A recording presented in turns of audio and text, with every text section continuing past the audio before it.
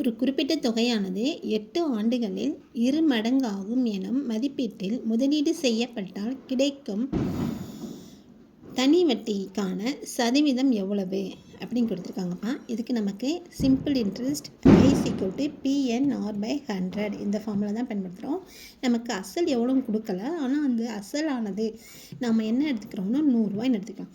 சரியா? அந்த தொகையானது 8 ஆண்டுகளுக்கு பிறகு என்னவா மாறுதுன்னா 2 மடங்கு. அப்போ நான் அந்த கிடைக்க போகிறது அமௌண்ட் தான் என்னது 200. சரியா? இப்போ நமக்கு எண் எத்தனை கொடுத்துட்டாங்க? 8 ஆண்டுகள் கொடுத்துட்டாங்க. ஆறுங்கிறது தான் நம்ம கண்டுபிடிக்கணும்.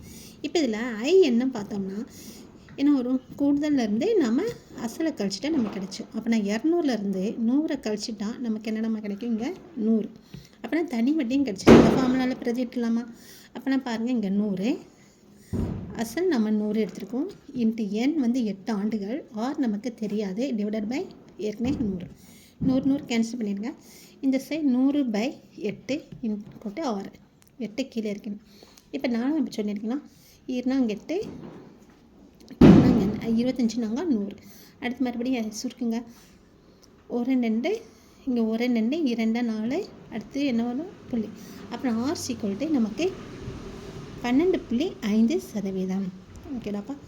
அப்புறம் ஆன்சர் 12.5ங்கிறது தான் சரியான விடை. தேங்க்யூ.